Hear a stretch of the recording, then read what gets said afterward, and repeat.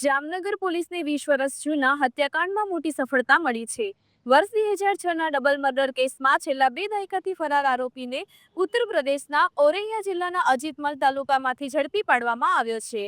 આરોપી જીતેન ઉર્ફે જીતુ રમેશચંદ્ર ગુપ્તા નામ બદલીને પવનકુમાર તરીકે ત્યાં રહી રહ્યો હતો. 2006માં જામનગર શહેરના અંબર સિનેમા પાસે આવેલા પંચરત્ન કોમ્પ્લેક્સમાં થયેલા હુમલામાં 2 વ્યક્તિઓની હત્યા કરવામાં આવી હતી, જ્યારે 2 અન્ય ઘાયલ થયા હતા. ફરિયાદ બાદ આઈજી અશોક કુમાર યાદવના માર્ગદર્શન હેઠળ એસઆઈટીની રચના કરવામાં આવી હતી. ટેકનિકલ અને હ્યુમન ઇનપુટના આધારે પોલીસે વેશપલટો કરી બે દિવસ રેકી કર્યા બાદ ફિલ્મી ઢબે આરોપીને ઝડપી લીધો છે. જામનગર પોલીસની આ કાર્યવાહી પ્રશંસનીય માનવામાં આવી રહી છે.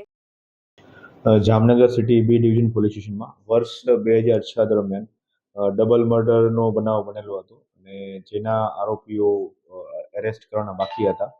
તો આ બનાવને અનુસંધાને ઘણા લાંબા સમયથી આરોપી ફરારી હોય અને એને એરેસ્ટ કરવાના બાકી હોય તો respected range IGP sir Ashok Kumar sir દ્વારા એક સ્પેશિયલ ઇન્વેસ્ટિગેશન ટીમની રચના કરવામાં આવેલી હતી અને આ હુકમના આધારે રિસ્પેક્ટેડ એસપી સરના સીધા માર્ગદર્શન હેઠળ city B PI Premal Jha અને એમની team PSI Modhwadia, police head constable Dashrathsinh, constable Dharmendrasinh અને સાજિદભાઈ આ તમામ દ્વારા એક સર્ચ ઓપરેશન કરવામાં આવ્યું હતું, જેમાં ઉત્તર પ્રદેશના ઔરૈયા જિલ્લાના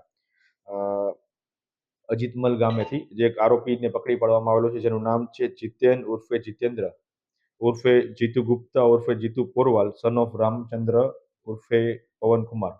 આ આરોપીને ત્યાંથી લાવી અને હાલ જામનગર જિલ્લા કોર્ટ ખાતે રજૂ કરવામાં આવેલો છે અને આગળની કાર્યવાહી જે અગાઉની બાકી છે તે હાલ કરવામાં